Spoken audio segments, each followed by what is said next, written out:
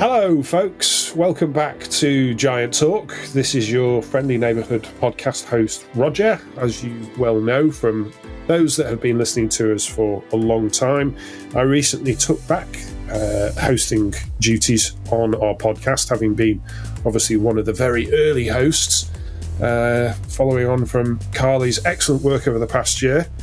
I'm now back in on podcasting duties, so really pleased to be doing that. I'm really pleased as well to be able to talk to some fantastic people along the way. You know, I love spending time with the guests that we have, because if I wasn't doing this, I probably wouldn't get as much chance to.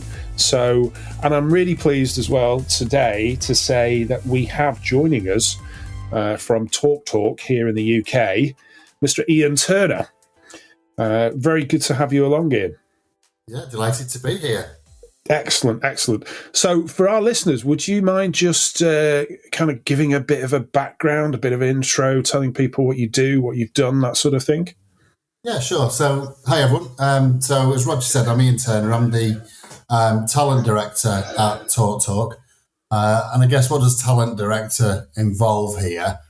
Essentially, it's the entire employee life cycle. So I look after everything from employer brand and recruitment through to L&D, leadership development, and basically the performance of the organisation through its people, so even including succession planning and crucially diversity and inclusion as well. Yeah, that sounds like quite a broad remit for a talent director. Is that? You know, is that the case, or are talent director roles usually now that wide in their responsibilities? It's definitely a broad scope for sure. I think this is why when you say talent director to people, it means different things to different people. But the exciting bit with this is that, you know, we set the strategy to attract and bring brilliant people into the organisation. But I also see that through then in terms of having great career prospects for people and retaining great talent and seeing them grow. So it doesn't just stop at recruit them and let them go. It's seeing it all the way through the employee life cycle. So for me, that broad scope is brilliant for me. Yeah, it gives you a lot to get your teeth into. And like you say, you know, if you put a lot of effort into just bringing them into the organisation, and then perhaps that talent that you've found and brought in isn't then, you know, given the chance to flourish, I can imagine that would be really frustrating. But clearly, that's within your remit. So, yeah, it's just being able to you get the reward from seeing people you've brought into an organisation grow their career and go on to great things. It's brilliant to be able to see that. Excellent. Now, for those that are, and we get a lot of listeners from overseas that might not be familiar with Talk Talk. Can you just give us a quick few words on Talk Talk as a business? Yeah, sure. I mean, Talk Talk is the value player within the UK connectivity market. So we provide fibre connectivity to around about 4 million customers right now across the UK. And as I say, we play at the value end of the market because we believe that connectivity is a right rather than a luxury. So we take great pride in challenging the big boys, shall we say, in terms of being able to provide great connectivity and TV and entertainment, not just to residential homes, but also to businesses from the very small to the very large, and be able to differentiate based on service and value, really. Excellent. And I can say, as a Talk Talk customer myself, I've been with you for 12 months and I've never had more reliable broadband. So there you go. There's amazing and great value, yeah? Absolutely, of course. So we're here to talk about OKRs and the things that wrap around them. And you and I initially crossed paths. Oh, God, we're going back probably about 3, maybe getting on towards 4 years ago now, didn't we, when we started talking, I think. So obviously I know a bit of the story, but there's a lot of people out there that don't. So when we started, what was it that prompted you as an organisation, Talk Talk as an organisation, to think about using OKRs? What put them on your radar? We needed, or I certainly felt that we needed something different So, we worked on goals across the organisation, and they tended to be on the traditional SMART model, etc. But it wasn't really driving and engaging people. It became twofold, really. It became quite an admin task. I think some people found it that way because they couldn't see the correlation between what they're doing and how it kind of transpires up to the organisational strategy and gives people that sense of purpose, if you like. But secondly, it was really task, and it became do this by then. And I think for me, it becomes a bit of a conveyor belt. But also, what I also found was that just the way of operating goals, managers were doing all the thinking, and they were telling people what they needed to do to hit a certain outcome. And there's all those quotes. I think it's the Richard Branson quote out there that was, "Why hire brilliant people and then tell them what to do?" Yeah, so, exactly. The whole thing around me as a line manager having to put an awful lot of thought into not just what I do, but what I want the team to do and how to do it, just felt a bit archaic and a bit long-winded and not particularly engaging. So we wanted to do something a bit different that could engage people, and that's when, having done a bit of research into OKRs, etc., then it seemed like the right way to go. Yeah, because like you say, under traditional goal setting, they rarely sort of gave the wider teams, the wider people the sense or the opportunity or even the license, you might say, to think a little bit more freely, a little bit more broadly, and also. Like you say, with the managers traditionally doing the thinking, that just builds a huge dependency, doesn't it? Well, yeah, and it's also, I'm going to laugh when I say this, but it's quite egotistical as well. Because it's almost like, the manager has got the answers to everything. Yeah. And you haven't. And actually, the bit that I love is when we do the OKRs in the talent team, for us, for example. I might have an idea about what I think will be the right solution to drive the outcome. But I love it nothing more than when the team just come out with a completely left field idea that would blow my idea out of the water. And it's brilliant. And doing traditional task-based smart objectives, we would have missed that. Yeah. And the team potentially could get frustrated by that and decide they're going to go somewhere else. So to give them the license to think and have an opinion and understand why the outcome is what it is, and then give them the freedom to come up with a solution of how we get there, is massively empowering and engaging for them. And it kind of makes my life a little bit easier as well. Yeah. But do you know what? You touch upon a really interesting point there. When I know you said it with maybe your tongue in your cheek, although I can't see you at the moment. But about ego playing a role. There are, having worked with leaders for many, many years, it's not uncommon for some leaders, perhaps those that are maybe a little bit more insecure than most, to want to hoard that knowledge, because knowledge, well, it's a bit of a cliche, knowledge is power. Knowledge can give you control because you can manage just how much you drip feed out and then keep people guessing. And if they're guessing, they're not necessarily acting independently or going off in on their own route. So, I think. All right, let me ask you a question. Right, in this, through the use of OKRs in Talk, as you have done for a couple of years now, have you come across people who have actually felt quite uncomfortable about it? You don't have to mention names, obviously, but have you come across people that have felt really uncomfortable about that level of, sharing and transparency that they require? Yeah, not many, thankfully. But I think where you do see it is, and typically in organisations, and and on occasions we've done this, and I'm sure loads of people listening to this podcast will be in the same boat, is we've promoted people who are great at a job into a leadership role. And that creates, in my term, is senior doers, not leaders. And it's those senior doers that are probably more uncomfortable.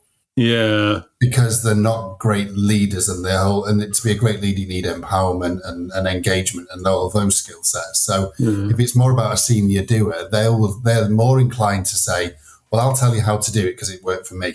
Yeah. Yeah. A great leader will be, here's the outcome. I can give you some guide rails if you like, but you go and find your way. Yeah. Yeah. That's the difference that I see. It's the senior doers that struggle a bit. The leaders love it. Yeah. Yeah.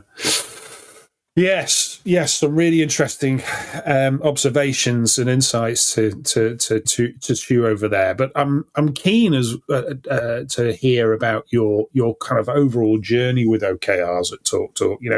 There's going to be people listening in who have are either still in the very early stages of trying OKRs out, or perhaps maybe haven't even taken the leap yet. So, would you mind just sharing, the journey that you took so that others can kind of start to get a sense as to how it can be approached? Yeah, sure. I mean, I think for us, it was start small because it's a mindset shift, I think, is the easiest way to put it for people. So, we found a real advocate for them on our board who was willing to trial and pilot OKRs as a way of setting the kind of the direction of travel.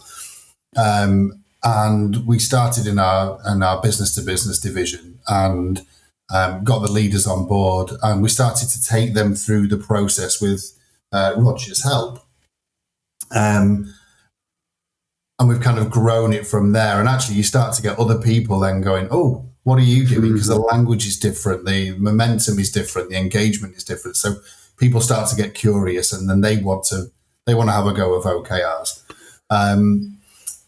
The bit that I would say was kind of the hard yards, which is where you guys really helped us, is, as I say, it's a mindset shift. So being able to craft an OKR in a way that is not telling them exactly what they've got to do, and talks about the why we're going to do it, and we're talking about writing the OKRs in the past tense as though you've already delivered it to make people vision it better. Yeah. That was really hard for some people to get their heads around, because they're just you're unpicking years and years and years of doing traditional goals. Yeah. But once it lands, they get it.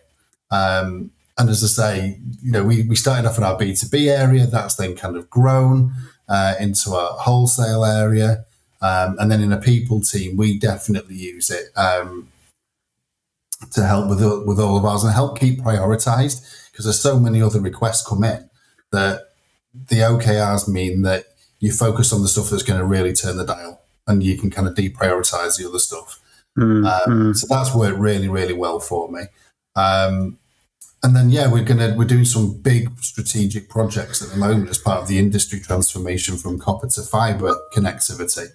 And being able to really focus on what the outcomes you want to drive is something that we're just working through right now. And it's proven to be a really useful kind of project for us and process for us as well. All right. So it sounds like you're still very much using them in that sort of spotlight fashion. You're focusing in on the transformational activity, which is going to really drive the business forward. Is that fair to say? Yeah, it is. I think that's where it's kind of started. My kind of aim and the plan for this year is that we can probably utilize a lot of the OKR methodology in terms of helping our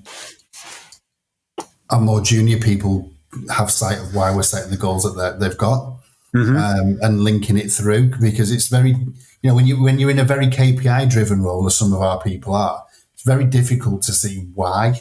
So actually, by working with those more junior teams at the moment, we're kind of going, look, we need to be here by the end of the year as an organisation. Let's break this down into quarters. So what KPIs, what do you need to do? To get there, it just really helps them see their place in the journey and how it's helping. So yes, we are going to do it predominantly on the big strategic stuff, but the methodology is lending itself to actually providing greater clarity and engagement further down the organisation. So we're going to trial that at the same time. It's kind of like the dissemination of good practice, isn't it? But then striking the balance between not creating, so many OKRs that it becomes so bureaucratic every time you want to reset at the end of a quarter if you're running to a 3-monthly cycle. It's interesting because we've had a few clients that have voiced the same desires to want to kind of, as I said, sort of share the wider practice. And the solution that we've come up with, which we've used with a number of clients now, which is working really well, is you have your transformational OKRs, which are what we call the hard aligned OKRs. All right, so there's a very clear sort of parent-child relationship between those, and then you've got what we're calling the team innovation OKRs. So where you've got perhaps a heavily operational team that are KPI driven, but if they've got an idea about how they could transform something or improve something, then they have an OKR toolkit at their disposal, which they can use. But the difference is that the goal is set as a team rather than for individual. Yeah, I completely agree, and the two line up so nicely because if you're in one of those operational areas and you're given these KPIs, sometimes you could. I've not done this, but I reckon if you ask some of the managers why those KPIs are what they are, they probably couldn't tell you because they are what they are. Whereas probably inherited them. Yeah, exactly. Yeah. If you're really, really clear of what the big strategic stuff is up there, then you can go, well, this is how it links. Yeah. And then, it's what's the analogy of the janitor at NASA saying he helps put a man on the moon? It's exactly that piece that it helps. So yeah, I think the big bit for us is get the strategic stuff done, and that helps. But then the kind of the flow through is it helps with the more operational teams to give a bit more clarity on the why. So it sounds like purpose is really important for you. 100%. It's what drives people. Yeah. Okay. All right. Now that you've been working with OKRs for a couple of years, I'd like to think that you've seen some benefit from them. I guess you wouldn't still be working with them if you haven't. So, what are the benefits that you have seen, and have you been able to measure any sort of return on investment around them? Yeah, so we've got some kind of just observational things. It's just people with a different language, people being able to articulate the why more. That's definitely helps. And we see some, we run a survey every quarter for our people, and things like strategy, and they rate them on a 1 to 10 NPS type scale, and we're seeing that score go north in a really positive way and quite quickly. Some of the key stats though that I thought it would be useful to kind of call out that we've identified is, against the question of OKRs kept us focused throughout the quarter, 85% of people agreed, which was great. In terms of, and this is really important to me, back to that purpose point, around OKRs help bring the strategic priorities to life. 80% agreed. Wow. And again, just being able to bring that to life. So it's not just something that's a bit aspirational and out of reach, and it's only something that senior people do. Then that's really important to us as well. Couple of others, OKRs are stretching and motivational, 75% said yes. And OKRs drive better communication and collaboration, 70% said yeah. So really, really positive results that we're seeing out of the back from the feedback from our people that are utilising them. So massively impressed with it.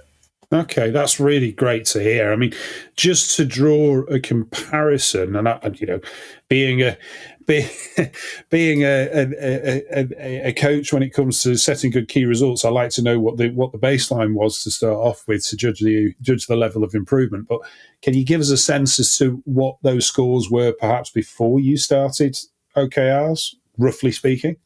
Yeah, roughly speaking, they were probably, what would I say? I'd have probably said about 60%, because not even everybody had goals. Yeah, it was just KPIs. They didn't even have them, so there wasn't even a conversation around could we do it better, or why are we doing this? So I would have said it was sort of 50-60% on all of those would have been where we were. Right. Seeing the clarity now, but again, it's more than just a set of percentages on a couple of questions like that. It's you chat to people and they're coming up with ideas because they get it, and even if they don't completely get the strategy, they might be going a bit off piece. It sparks that debate so you can do some more explaining. So it's things like that are less tangible, but have a massive impact. Yeah. Now that's looking at the benefits from a from a workforce point of view. But that's just I'm curious as to the leadership themselves, the leadership team, and the senior managers. Have they? What sort of benefits are they seeing? They're seeing a couple of benefits, really. Number one is there's a real focus on the strategic priorities, the stuff that's going to get stuff done. Mm-hmm. So they're definitely seeing that. And there's an element now of, and this takes a bit of time because, again, it's shifting a bit of a culture thing as well. But, things like steerco meetings and the number of meetings you need to go in can be reduced. But equally, they can be an awful lot more efficient because when you start to look at your OKRs and are they red, amber, or green, there's an empowerment and a trust piece. It says if it's green, then we're not even going to discuss it in the steerco because we trust you to get it done. The golden rule that we always say is don't report a green until the last week of the quarter and then give me a red because something's gone wrong. But that trust and empowerment piece to say, right, we're not going to talk about anything that's green because you're on it. We trust you. Go and be brilliant. Whereas we will then, where anything is going a little bit off in terms of it's maybe an amber on the scorecard or a red, then as a team we'll all lean in and we'll kind of spark ideas on how we could get it back on track. So you spend your time looking at the stuff that's going to add value, not the stuff that's just reporting on stuff you could read on a dashboard. So the meetings either become shorter because you've got no reds or ambers, or they're certainly more efficient and more valuable because you're collectively coming up with solutions. So I'm hearing, in sort of summary, I'm hearing a greater degree of focus and almost maybe some efficiencies coming into the sort of general process of kind of steering the ship, so to speak, because you are actually only focusing on or giving time to those things that really warrant it. Yeah, and there's I don't know if it's a psychological thing. The psychologists out there might challenge me on this, but when you talk historically, when we talked about goal setting and things like that, it's felt a bit like an HR thing that we're doing to the business. OKRs are a real business tool, and that's owned by the business because it's providing solutions within their teams to business challenges. So it gets rid of any kind of admin task thing, and it's not feels like something like we do in the HR team to kind of, right, this is good practice. You make sure you go and do it. It's actually enabling the business to run, and it's owned by them. So there's a subtle kind of psychological change in that as well. I think that the business are feeling. Yeah, and that's something which I think has been ingrained in those in business for decades. They hear the term objective and they automatically think, annual appraisals and such. Yeah, and you're absolutely right. It's as much about the sort of the upgrade to the business operating system now, isn't it? Yeah, exactly. It's just it's an enabler as opposed to another task on the to-do list. Yeah, okay. So, a lot of experience, a lot of water under the bridge, a lot of OKRs worked on and reviewed and checked in against and reset and so on, number of cycles gone round. So with all that experience, you must have learned something along the way. So, share with us, if you will, a couple of lessons that you've learned, and maybe if you were to do it all again, what might you do differently next time? Good question. I think what have we learned? I think the first things that I learned, I kind of alluded to this earlier on actually, is right at the very start, it's quite hard yards because you are unpicking years of doing traditional goals. And as I say, the way to write them, the way to articulate them, the way that you're focusing on the top line key results takes a bit of getting used to for people.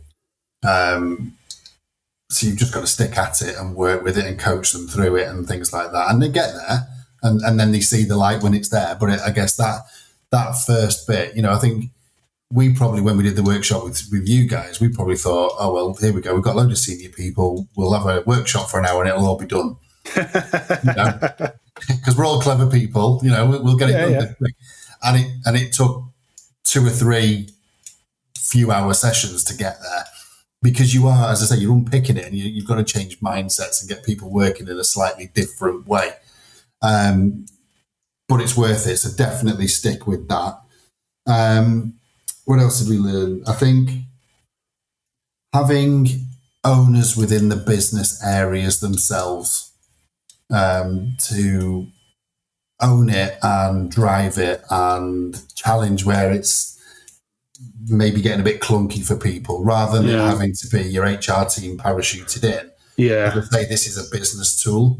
So I would definitely advocate the fact that you've got a few champions or advocates or coaches or whatever you want to call them in the actual business units that are in those meetings week by week.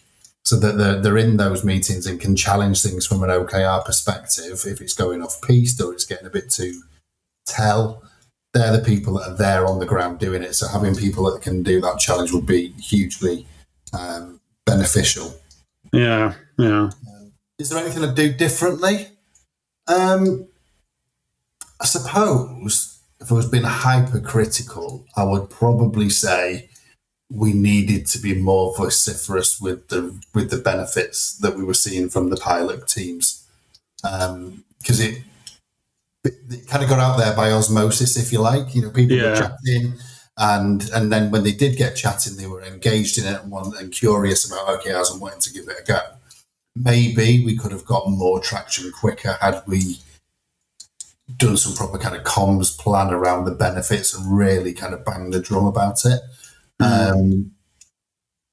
But equally, you've got to do it at the right pace for the business and the resource that you've got, etc., so that you do it right. So that's probably one area if I was being hypercritical.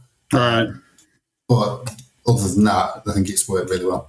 So by that you mean perhaps zeroing in and really promoting those early green shoots, those early benefits that you saw. Yeah, and maybe celebrating the early adopters a bit.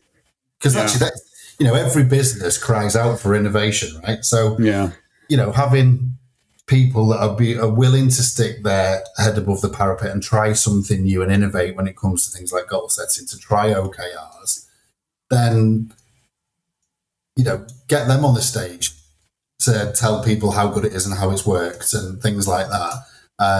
Give them the kudos and the kind of spotlight for it. But give them a platform so that everybody else in the business can see it, and therefore you probably get a take up quicker. Whereas at the moment, we probably did it step by step as we thought would probably work, and it has worked. But maybe it could have been a bit quicker. But again, being hypercritical, really. No, I mean, I think it's an interesting reflection when it comes to the sort of change management aspect around it, seizing, those, as I said, green shoots, and like you say, putting the champions on the stage. Yeah. I think is something which helps to make the wider change a bit more of a pull than a push. Exactly. And you're right. There is always that osmosis, that word of mouth. People are looking over the garden fence, seeing what's going on in their neighbouring part of the business, and thinking, "Oh, can we get involved in that?" And that's really great energy as well, because that makes it more of a pull than a push as well. But there's like you say, I think there's a bit more that could be done to perhaps accelerate that pull. Yeah, exactly. And I'm one of those people that will always try and do it faster if I can. Yeah, well, I think I've yet to meet any leaders in organisations that wouldn't, to be honest. So Exactly. yeah. So, okay, you've shared some really great insights and some really great reflections there. Thank you, Ian. I'm just going to wrap up with one simple question: was it worth it? 100% it was worth it. Yeah. Simple as. Okay, well, you can't say more than that, really. So, Ian, I'm going to say a massive thank you for you lending us half an hour of your time to talk to me and our listeners about how you've implemented OKRs at Talk Talk. If people want to reach out, they can find you on LinkedIn. Yeah? Absolutely, they can. Okay, fantastic. And thank you to our listeners for joining us for another episode of Giant Talk. And I shall be back in the next week or so with our next episode. So keep safe and enjoy your adventures with OKRs between now and then. Thanks very much.